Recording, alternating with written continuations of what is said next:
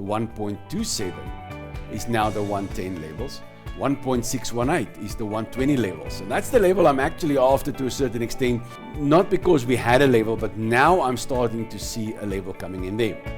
1.27 is still the target.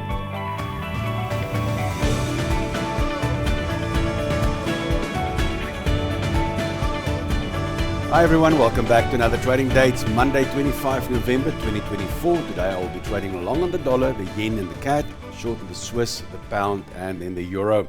While the dollar index did cut through, it even went beyond the 1.618 FIB.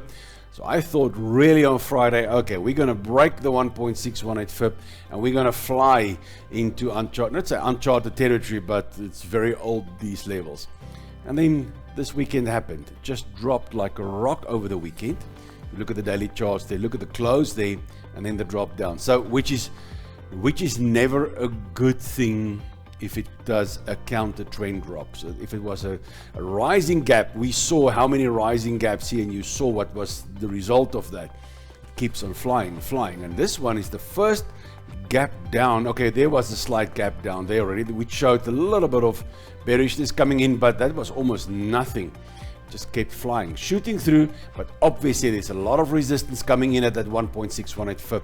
Most likely this is going to turn into a fade and then push the dollar downwards. You can see here on my intraday indicator, dollar still very strong. CAD now surpassing it, but the dollar was there in the third spot this morning early, actually gaining back a little bit here.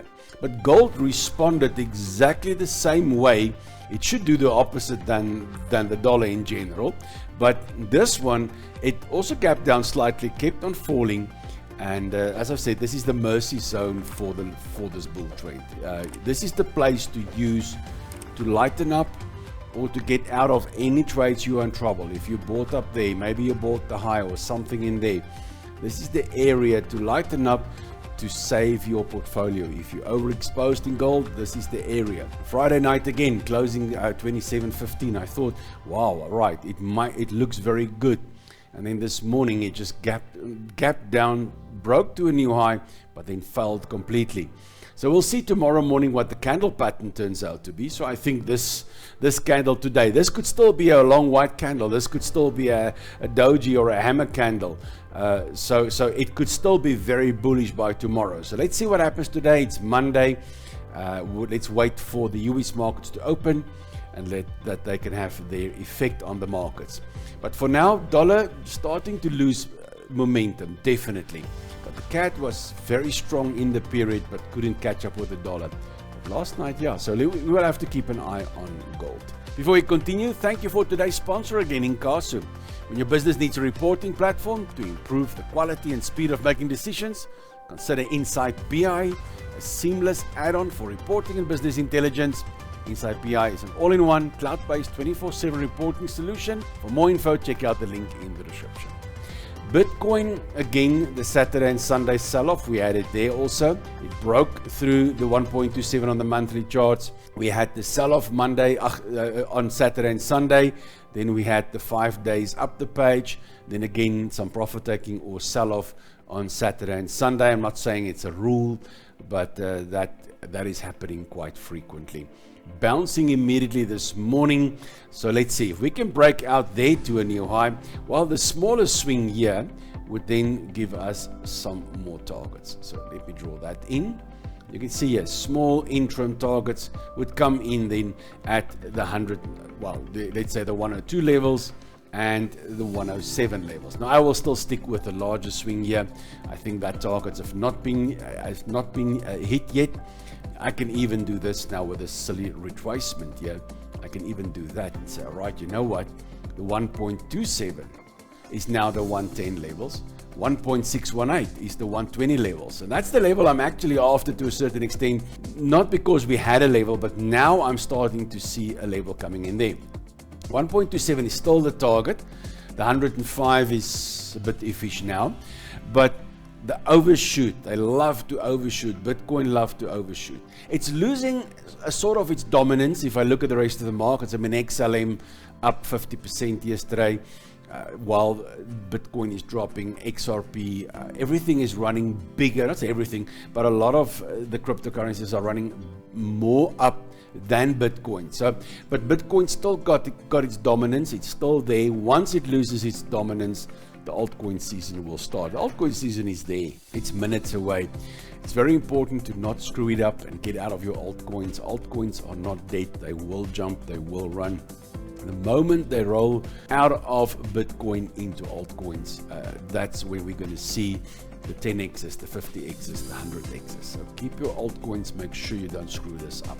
If you want to take profits, identify levels on like weekly charts, take 5% off of those levels. That's what I'm doing, so that I get some profits as it runs up, and then I sell into USD Tether. You can do it into USD Coin also. Make sure that you have some cash available, because we will see 20, 30, 40% retracements on most of these things.